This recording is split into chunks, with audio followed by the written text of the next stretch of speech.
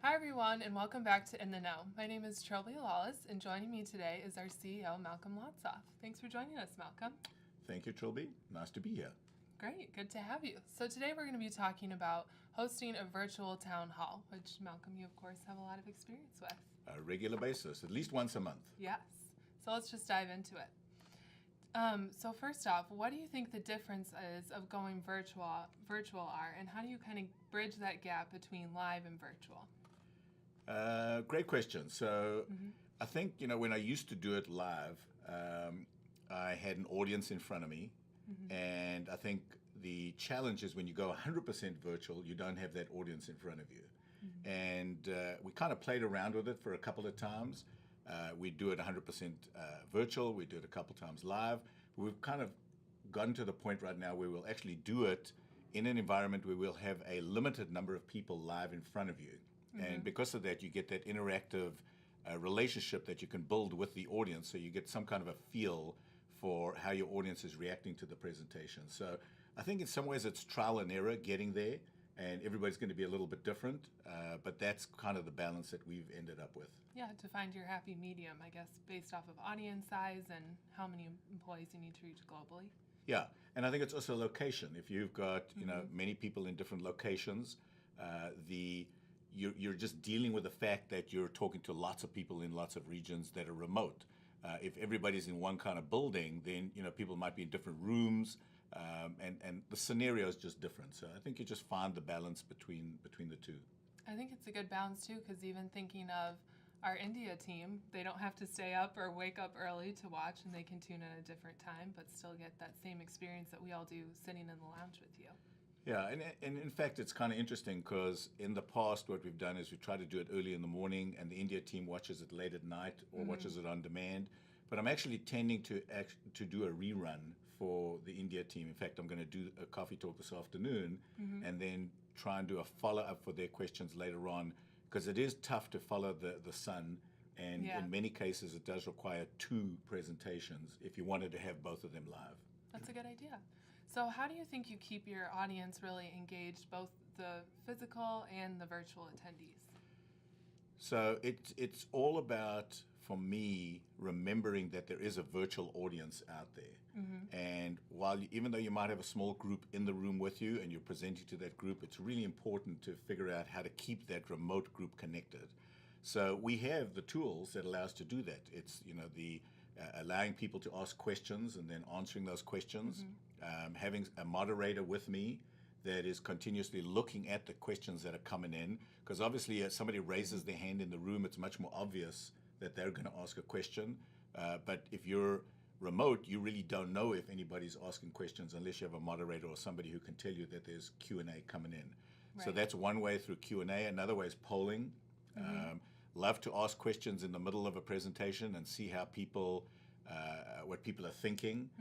It could relate to the presentation, or it could relate to something completely different, by the way. So sometimes just asking people what kind of cell phone they have, and it might be completely different to the presentation we're doing. I at least get that response, and it's really important to have people to touch their keyboard and respond back to the system. Awesome. Another one, for example, by the way, is one year we did ask in the chat, first person to answer some question, and we had a prize for it. I remember that. Wasn't it a Thanksgiving turkey? Yeah. It was like, what was your favorite Thanksgiving meal? And I think we had pretty much 95% of people that were watching responded within 5 seconds. Yeah, and and it's those kinds of things that keep the audience engaged with you. Yeah. I've also noticed, too, a lot of times you'll bring in different presenters. Can you talk a little bit about that? Yeah, so I think what is becoming really important about online is to remember that your audience can disengage much easier than a physical audience. So what we have to do is we have to kind of up the game on the presentation and the interactivity between the presenter and the audience. And I kind of like to think of it as more of a conversational style presentation. So we're having a conversation, you're asking me questions. It's pretty interactive versus me doing a presentation with slides in the background, just highlighting certain bullets, the way a traditional PowerPoint presentation gets done. So once you get to that conversational piece, the next question is who you're going to have the conversation with. Yes. So we can have it together, But in many cases, the subject matter expert is not available, is not physically present. So we then bring in people from anywhere in the world to answer specific questions or to give their viewpoint on a specific topic that we're talking about. And when we do that, we're able to present it more like a TV style presentation, like a CNN presentation, where we have talking heads and people arguing with each other.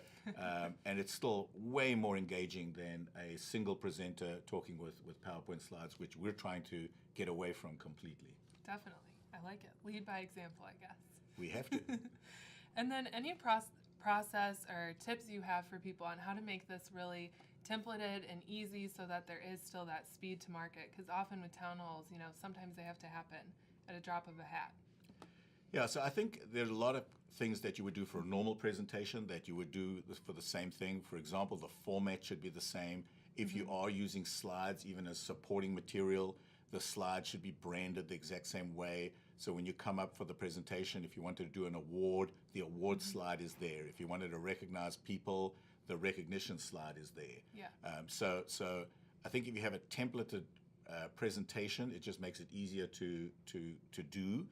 And then I think the other thing is not to get caught up in trying to remember every single thing that you want to say the way you used to do with a PowerPoint presentation, use the lines to do it.